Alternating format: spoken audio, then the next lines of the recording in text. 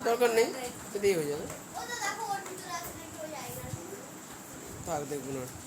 এই শোনো, ঘনবস্তু কাকে বলে?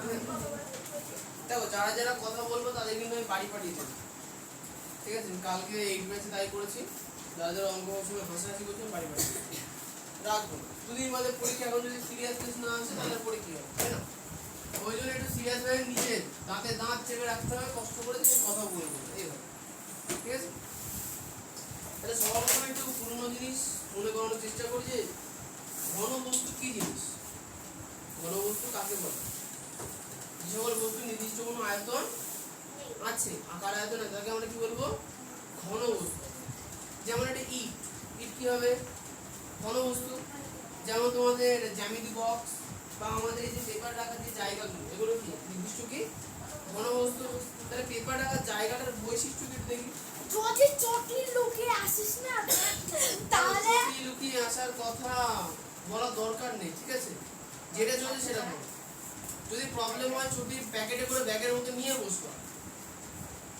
হ্যাঁ, এবার যদি চটি কেউ লুকায় আমি কিন্তু ওটাই বলবো যে চটি ব্যাগের মধ্যে নিয়ে বসতে হবে, ঠিক আছে? আমি তারপরে চটির কথা জীবন শুনবো, আমি শুনতে চাই না তোমার কথা। চটি নিয়ে প্রবলেম হলে চটি ব্যাগের মধ্যে নিয়ে বসবা। বন্ধু এমন চয়েস করেছে সেগুলো যদি ছাগলের মতো হয় তাহলে তুমি কি করবে বলো? কি বই বিদ্যা না, বইয়ের লেখা পাঠ করলে বিদ্যা মাথার মধ্যে ঢোকে। বইয়েরকে জুতো দিয়ে পিটা করলে বইয়ের কিছু আসে যায় না। বই বই বই জড় বস্তু। বই পড়তে হয় যখন তুমি বই পড়ো, বইয়ের পড়া বোঝো, তখন সরস্বতী আসে। নালে ওই বই ছিঁড়ে চপের দোকানে চপ বিক্রি হতো না, বুঝতে পেরেছো?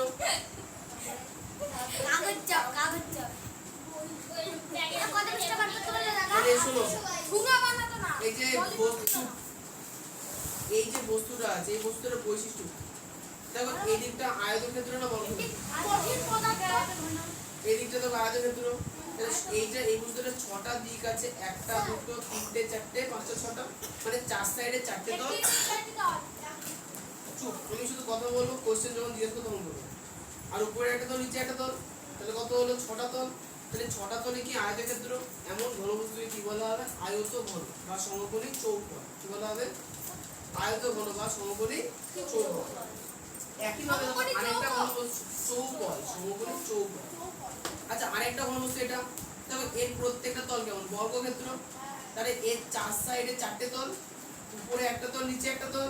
এটা দেখতে পাচ্ছ লুডো ছক্কার মতো, তাই না? এই ঘনবস্তুর নাম কি? ঘন। এটার নাম কি? ঘন।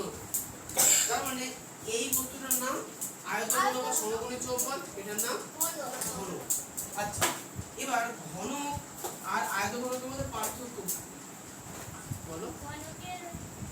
ঘনক হচ্ছে লম্বা, মানে দৈর্ঘ্য লম্বা, প্রস্থ ছোট, এবং ওই লুডো ছক্কাটা কি বললো না স্যার? দেখলেন তো, বলছে একটা জিনিস তুমি তোমার চোখে দেখলে লোকে কি করে দেখার দরকার নেই। ঘনক হচ্ছে মানে চারদিকে যেটি সমান, 6 দিকের প্রত্যেকটা তল হচ্ছে বর্গক্ষেত্র। এটাকে কি বলা হচ্ছে? ঘনক। ঠিক আছে, এই যে দুটো ঘনবস্তু মোটামুটি আমাদের জানা হয়ে গেল। বইয়ের মধ্যে পেপার ছিল, দাও দাও এই বই দিলাম। আচ্ছা, এরপরে হচ্ছে যে বাড়িতে রুটি কার কার হয় রাত্রিবেলা? দেখো যে রুটি একটা গোল চাটুর উপরে বেলা হয়, তাহলে গোল চাটুটা বৃত্ত না গোলক? সমতল জায়গা না, সমতলে গোল আঁকা আছে মানে বৃত্ত। আর আমার এখানে স্মাইলি বল ছিল, ওটা কি হবে? ওটা গোলাকার। দেখো ভালো করে, এই যে সমতল জায়গা, সমতলের উপরে সমতল জায়গা, এই সমতলের উপরে মনে করেন গোল আঁকা আছে, তাহলে এটা আমরা হাত দিয়ে বোলাতে পারছি না। এটা কি বক্রতল না সমতল? যেখানে হাত বলেছি সমতল না বক্রতল? সমতল। এটা হলো বৃত্ত। আর যে ফুটবল হয় বা ক্রিকেট খেলার যে বলগুলো হয় সেগুলো কি বলা হয়? গোলক। বুঝতে পেরেছো? কি বলো? রাখো যদি লিখতে হয় পেনের অনেক রকম বুঝতে পারছো। কি চৌক বল, চৌক বলে চৌক বল। আচ্ছা তুমি এটার কথা বলছো? এটা বৃত্ত। যেমন মার্কারটা দেখো, দেখো মার্কারে অনেক কিছু আছে। দেখো মার্কারে যদি আমি এই অংশটা খুলে নিই তাহলে দেখো উপরের দিকটা গোল, নিচের দিকটাও গোল, আর এটা লম্বা লম্বা না? দেখো যে রুটি যেটা দিয়ে বলে ছোটটা এরকমই হয়। ডেল না বলে ওটাকে, বলে কি বলে হচ্ছে? চৌক। কি বলে হচ্ছে? চৌক। আচ্ছা গোলা কার কার বাড়িতে আছে? গোলা ধানের গোলা। কত জোড়া ভাষার কিছু দাঁতে যাচ্ছে বেড়ে কি দেখো নি? দেখো যে আইসক্রিম কোন কোন আইসক্রিম খেয়েছো না? কর্নেটো বলে। দেখো কেমন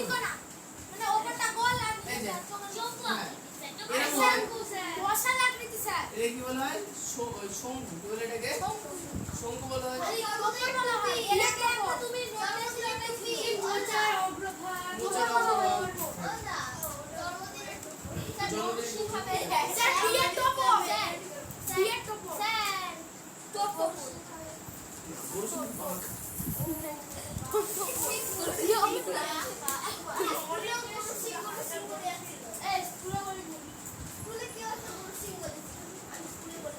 আচ্ছা এরপরে চলে আসো। তাহলে এইগুলো ছিল বেসিক জিনিস। এরপরে আমরা একটা ঘনবস্তুর নাম পড়েছিলাম যার দুই সাইড ছিল ত্রিভুজ। আর কি ছিল?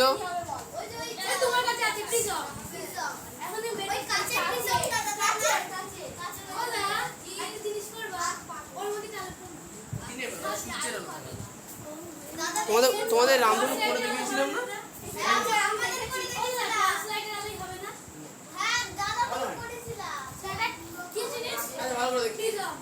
এর বৈশিষ্ট্য কি? এই যে আমাদের কাঁচের বস্তু আছে, জানি জানি। তাহলে এই কাঁচের বস্তু এই সাইডটা ত্রিভুজ, এই সাইডটা ত্রিভুজ হয়েছে। দুই সাইড ত্রিভুজ। আর ত্রিভুজের এই যে কোণাগুলোকে কি বলে? বাহু। আমি বোর্ডের ছবি আঁকি।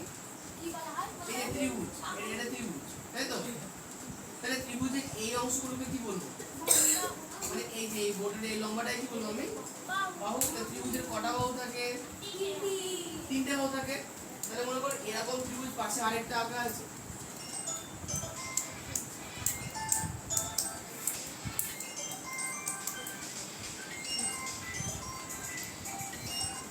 হ্যালো না না ভাই মোটামুটি 7টা 10-15 ধরুন বেশি রাখি। তাহলে তো 20 মিনিট লাগবে। আমি 8টার কাছাকাছি। তোমাদের ছোটাই পড়েছিল তাই না? এই গরমের ছুটির মধ্যে সব বিগড়ে গেছে টাইম টেবিল।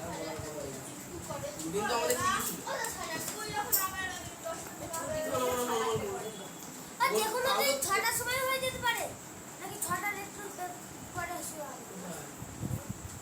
যেমন চলছে তেমন চলছে। আসলে কি বলতো তোমাদের স্কুলটা রুটিন চেঞ্জ হয়ে যেত।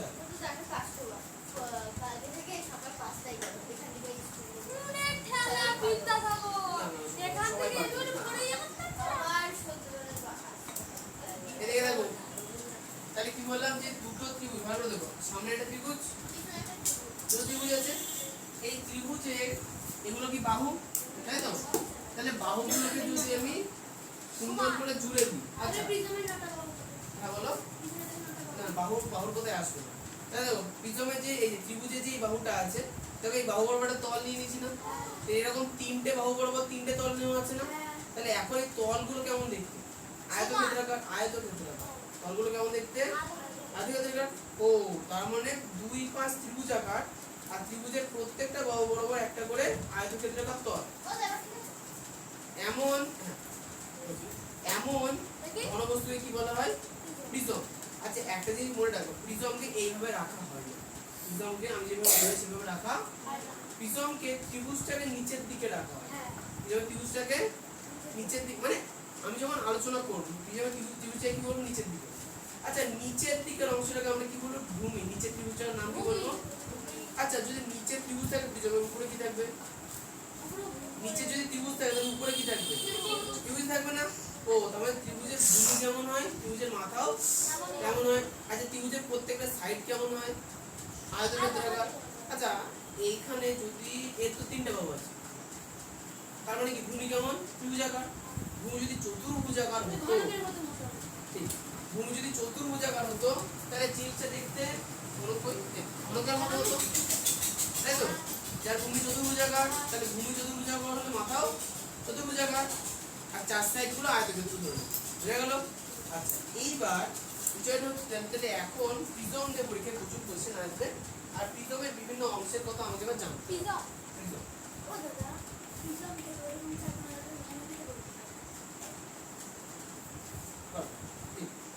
আচ্ছা প্রিজমের বৈশিষ্ট্য দেখ। প্রিজমের নিচের তলকে কি বলা হয়? ভূমি। উপরের তলকে বলা হয় হেড বা মাথা, আর সাইডের তলকে বলা হয় পার্শ্বতল। ক্লিয়ার? প্রিজমের যে খোঁচা খোঁচা পয়েন্ট যেগুলোকে বলা হয় শীর্ষবিন্দু, যেগুলো খোঁচা মারা যায় এগুলোকে মানে কিভাবে বল? প্রিজমের বাহুগুলো যে বিন্দুতে মিলিত হয় সেই বিন্দুগুলোকে বলা হয় শীর্ষবিন্দু। আমরা এক কথায় বলি কোণা বলি, তাই না? শীর্ষবিন্দু, কৌণিক বিন্দু বা শীর্ষবিন্দু হয়ে গেল। আচ্ছা প্রিজমের তলদেশে কটা শীর্ষবিন্দু আছে? তিনটে। আর উপরে তলে কটা? ছটা, তাই না? আচ্ছা এগুলো এই একটা বিশেষ বিষয় যে এটা মুখস্থ রাখলে চলবে।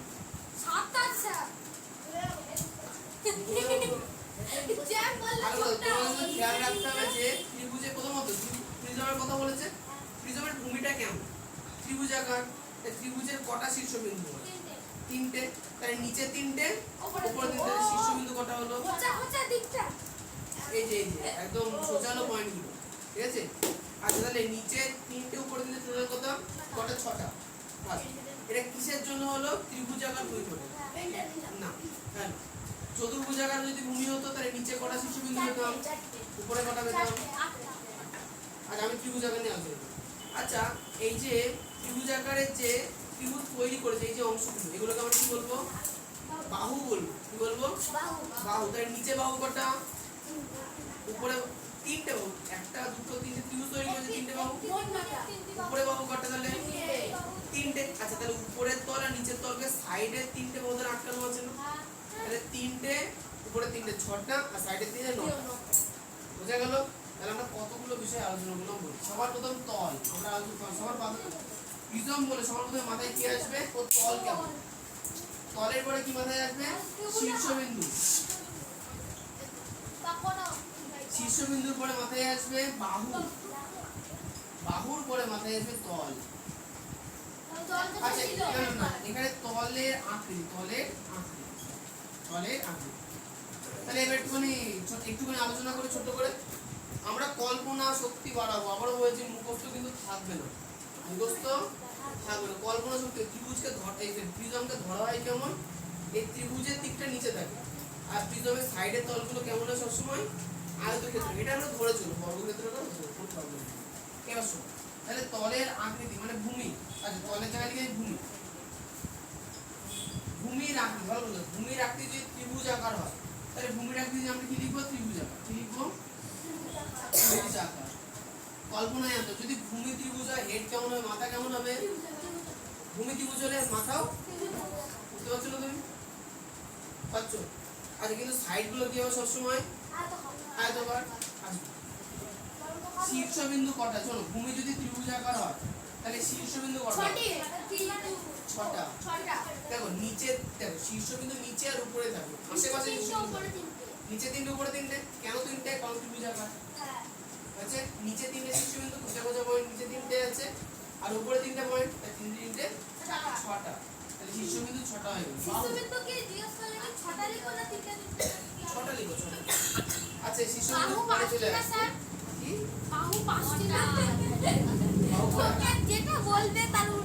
যেটা জিজ্ঞাসা করছি সেটা বলবো। ধরো রান্নাঘরে স্কুল থেকে এসে গেলে যে মাকে কি জিজ্ঞাসা করবো? কি রান্না হচ্ছে? তুই এটা জিজ্ঞেস করুন যে 4 দিন পরে কি রান্না হবে? যেটাই আসি সেটাই থাক, যেটা চলছে সেটা বল। কি করছে দেখে নাও। বাহুতে। তাহলে প্রিজমের ভূমি কেমন? আমাদের প্রিজমের ভূমি ত্রিভুজাকার। নিচে কটা বাহু আছে? মানে ত্রিভুজার ত্রিভুজ তো তিনটে বাহু লাগবে, তাহলে নিচে তিনটে হলে উপরেও তিনটে, সাইডেও তিনটে। ক্লিয়ার? তাহলে কটা হবে? নটা। বাহু কটা? তলে আছে তো বাহু তিনটে, উপরে একটা বাহু, দুটো বাহু, তিনটে বাহু, নিচে তিনটে বাহু, সাইডে একটা বাহু, দুটো বাহু। তুমি বলবা প্রিজমে, এই প্রিজমের তল কটা বলো? নিচে একটা তল, উপরে একটা তল, আর সাইডে কটা তল? তিনটে। আরে ত্রিভুজাকার না, তাহলে তলও তাহলে তিনটে হবে। তাহলে উপরে একটা, নিচে একটা, সাইডে একটা, কত হলো? উপরে একটা, নিচে একটা, দুটো, সাইডে তিনটে, টোটাল 5টা। আচ্ছা, এবার এগুলো যদি সূত্র বার করতে চাও, সূত্র ছেড়ে দিলে প্রিজম নষ্ট হয়ে যাবে, ভেতরে ক্র্যাক পড়ে যাবে, কাজ করবে। পুরোটা কাঁচ, সলিড এটা।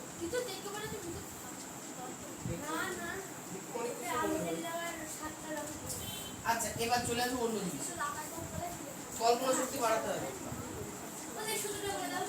আচ্ছা, সূত্রটা দেখো, শীর্ষবিন্দু কটা হলো? 6টা না? শীর্ষবিন্দু 6টা মানে কি? যেটা ভূমি, ভূমি গুণ 2, বাহু হচ্ছে ভূমি গুণ 3, আর তল হচ্ছে ভূমি যোগ, সরি তল হচ্ছে ভূমি যোগ 2, তল হচ্ছে ভূমি যোগ 2। আচ্ছা, এবার এটা হচ্ছে একটা প্রিজম যদি হয়, তুমি বলবো রাতুল, এই প্রিজমের ভূমি কেমন? এই প্রিজমের ভূমি চৌকোনা, চতুর্ভুজা। কি? চতুর্ভুজা। ফার্স্ট 2 নাম্বার শীর্ষবিন্দুতে আসবে, সেটা তুমি বলবো। এই প্রিজমের শীর্ষবিন্দু কটা হবে? না, ও বলবে, দাঁত বার করার কিচ্ছু নেই। এইটা যদি প্রিজম হয়, এই প্রিজমের শীর্ষবিন্দু কটা? ভূমি কত আছে? চতুর্ভুজাকার, তাহলে কটা হবে? নিচে 4টে, উপরে কোনাগুলো শীর্ষবিন্দু বানাতে চাইছো না? না তো কষ্ট করে বলছি। আরে নিচে 4টে হলে উপরে কটা হবে? 4টে, তাহলে কত হলো? 8টা। শীর্ষবিন্দু তাহলে কত এখানে? 8টা। এরপরে কৃষ্ণবাবু, এই কৃষ্ণ, এর বাহু কটা হবে? এর বাহু কটা হবে? নিচে কটা, সাইডে কটা, উপরে কটা? নিচে কটা? বাহু উপরে কটা, আর সাইডে কটা? 12টা বাহু। ঠিক আছে। আচ্ছা, তল, এই তুমি বলে তল কটা? তল, এই যে তল, বেশি কথা, 6টা তল। এরপরে কিন্তু আর কোন রকম ঘনবস্তু আমার কাছে নেই। এইবার আমি প্রিজমের ভূমি যেমন কিছু নেব। তোমার রোল কত স্কুলে?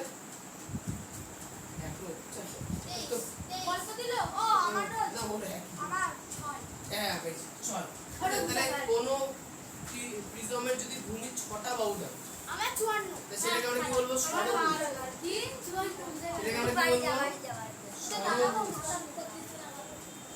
আইসি বেসিক জিনিস, কল্পনায় কোন প্রিজমের ভূমি কেমন? ষড়ভুজ। ষড়ভুজ মানে কটা বাহুতে তৈরি ওই ক্ষেত্রফলটা? ভূমিটা 6টা। তাহলে এই ষড়ভুজাকার ভূমি বিশিষ্ট প্রিজমের শীর্ষবিন্দু কটা? ও বলবে, তুমি না। ছাগল তুমি, কান না তোর ঠসা। ও ভুল বলেছে, তুমি আগে দিলাম। শীর্ষবিন্দু কটা হবে ষড়ভুজাকার ভূমি বিশিষ্ট? ওরা ভাবা যে নিচে ভূমিতে কটা শীর্ষবিন্দু হবে? ভূমিতে কটা হবে? ষড়ভুজ বলেছি, তাহলে কটা কোণ থাকবে? ষড়, 6টা। যতগুলো বাহু ততগুলো কোণ। কটা হলো নিচে? 6টা। বলো তো সাইডে কি কোনো শীর্ষবিন্দু থাকে? থাকে না, তাহলে মাথায় থাকবে। মাথায় কটা? নিচে 6টা, মাথায় 6টা, টোটাল কটা? 12টা।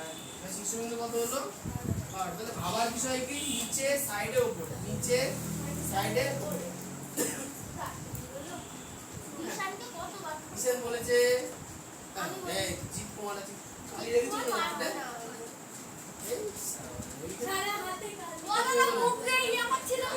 এই এদিকে দেখো। বাহু। যে প্রিজমের ভূমিতে 6টা বাহু আছে, ঠিক আছে, ষড়ভুজাকার, তার বাহুর সমান করতে হবে। নিচে কটা বাহু আছে? ভূমিতে কটা বাহু? ষড়ভুজাকার 6টা। সাইডে কটা বাহু? ষড়ভুজাকার মানে 6টা। মাথায় কটা? 6টা। তাহলে 3 বার 6 হলো না? টোটাল কত? 8 হলো। এখন ছেড়ে দেওয়া আছে তো।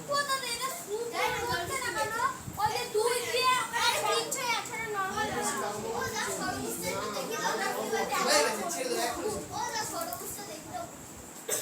আরো কি করে দেখাবো আমি? হবে? আরে এই এরপরে জয় তল কটা হবে বলো? ষড়ভুজাকার তল কটা হবে? একবারে কেন? নিচে কটা তল? একটাই তল হবে। উপরে কটা তল? সাইডে কটা তল? ষড়ভুজাকার। ওটা কোন কাটা? ষড়ভুজার মানে 6টা। তাহলে কটা হলো? 8টা। বাড়িতে তোমরা এগুলো মডেল বানাতে চাইলে বানাতে পারো। এই হ্যাঁ, আগের বছরে দেখেছিলাম। আগের বছরে ছেলেমেয়েগুলো বুঝতে পারছিল না বলে বাড়িতে ওই কার্ডবোর্ড হয় না, ওই কার্ডবোর্ড কেটে কেটে মডেল বানিয়েছে। তোমরা যদি পারো তাহলে ত্রিভুজাকার, চতুর্ভুজাকার, পঞ্চভুজাকার, ষড়ভুজাকার বলতে মডেল বানাও। বাড়িতে এখন টাইম আছে সারাদিন, এই যে সময় লাগবে না। কার্ডবোর্ড আছে, জুতোর পাশে সবার বাড়িতে আছে। আমি কিন্তু এটা কম্পালসারি বলছি না, যার যার ভালো লাগবে সে বানাও, সে ভালো বুঝতে পারে। ওই যে প্রথমে একটা ষড়ভুজাকার স্কেল দিয়ে সুন্দর করে মেপে নেবা। এটা ষড়ভুজাকার? ওটা অষ্টভুজাকার।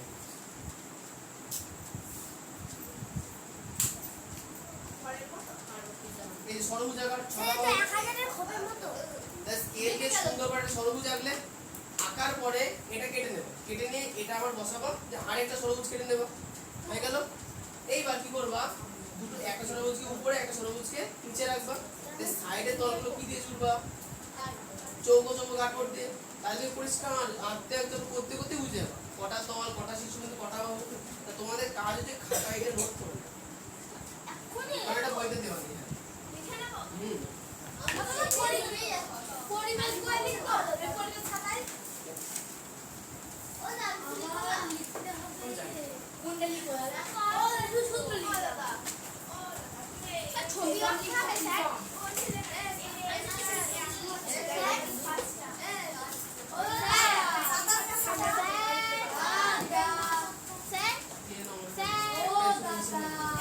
সুজয়কে বলো দেবে কি? না, তোমরা শুধু লিখে নাও প্রিজমের এগুলো, তোমাদের বইতে অবশ্য সব কেটে দেওয়া আছে। এখান থেকে শর্ট কোশ্চেন আছে, বড় কোশ্চেন আছে। আচ্ছা, আজকে প্রিজম হলো, পরের দিন পিরামিড পড়াবো। পিরামিডের ব্যাপারটা একটু আলাদা।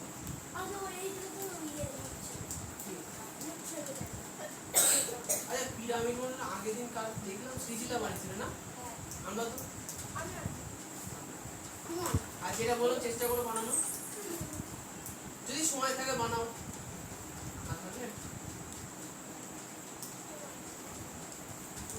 আমি অনেক ভালো করে বানাবো, ওরকম এঁকে নিয়ে আরেকটা ওরকম আঁকবো। তাহলে একটা নিচের উপরে পেয়ে গেলে সাইড গুলোতে একটা একটা করে কাটবো। এইটা যে কি প্রথমে লাস্টেরটা কি প্লাস টু? ভি মানে ভূমি, মানে না সবগুলোতে দিয়ে ওটা গুণ হচ্ছে, ওটাই যোগ।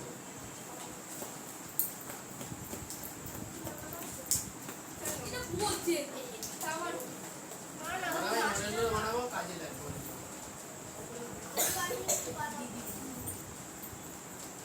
বানানা কিন্তু মডেল বানাচ্ছিলাম বলে বিজ্ঞান পড়া হয়নি। এই তো সবাই এইসব বানানো যাবো না। ছুটি পিরামিড কি বলবি? কি বলে পরের দিন পিরামিড করবো? পরের দিন করাবো? এই বানাবো। পরের দিন করাবো যা। আজকে বলো। তাহলে পরের দিন পিরামিড করাবো। না না, এটা ভুলে গেলে হবে না। এখান থেকে শর্ট কোশ্চেন থেকে আসবে। এই ও স্যার এটা পুরো আমি পুরো অল্প করে আগামী ক্লাসে মনে করো বা পিরামিড পড়াতে হবে, না কিন্তু ভুলে যাবো।